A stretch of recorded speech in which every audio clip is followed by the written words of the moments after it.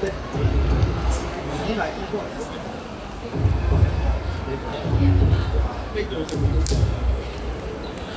again, welcome to the Aquarius of Hong Kong Schools JD Athletics Team Tournament 2025 to 2026. The ongoing track event is now girls 1,500 meters final 2. And we can see the leading athletes from FIS, Zaralis Modiano. 第一組進行緊嘅女子1,200米第二組嘅賽事當中，領先緊嘅就嚟自法國國際學校嘅 Zaralis Modiano 暫時領先緊啦。我哋亦都需要完成3個呢個賽事咧，先至係衝線啦。咁呢一組咧，其實咧都有2位我哋都經常會喺田徑賽事聽到佢哋分享翻上台嘅睇法，包括咧就係北岸學校嘅陳柏賢啦。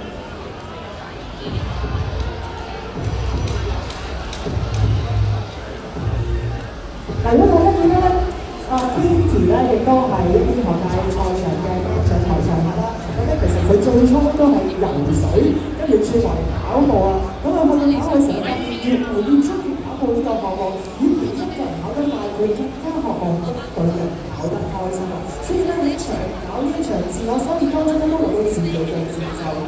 冇錯，而喺佢係今年嘅港九學界 D1 女子 A 級1,500米都跑出5分05秒81嘅時間，係奪得亞軍。另外一條亦都有參加5,000米嘅賽事咧，係奪得金牌，都係打破咗紀錄嘅。都期待佢喺今場嘅賽事亦都可以做出自己嘅理想時間。而家見到 Kitty 咧就係第4位嘅名次當中啦，暫時領先嘅咧仍然都係嚟自法國國際學校嘅 Zaralis。而家嚟到最後2圈。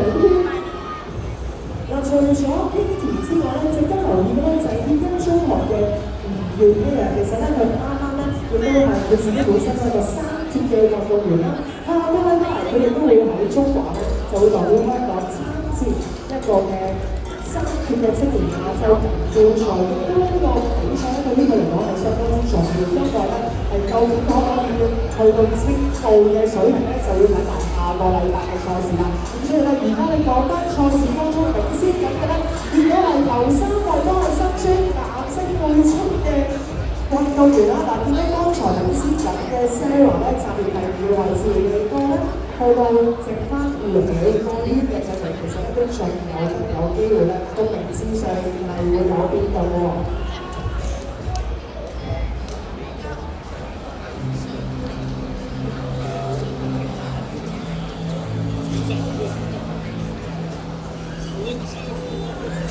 好啦，講翻我哋而家嘅賽場嘅話，領先緊嘅咧就係先講翻我哋男女英文中小學嘅張國順啊。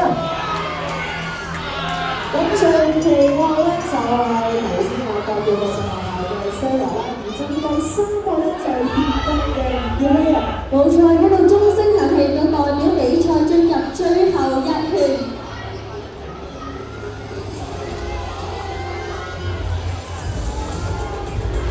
哇！大家都聽到啦，變相喺佢哋最後1個圈都已經係加快咗個音樂嘅節奏，亦都代表住一個好緊湊嘅時間嚟啦。究竟喺呢一組女子1,000米決賽第2組嚟講緊咧，仲要同第1組去比較，所以時間咧可以用到頭先第1組衝線嘅時間咧係不停少啊。見到個出時間咧，時間去到4分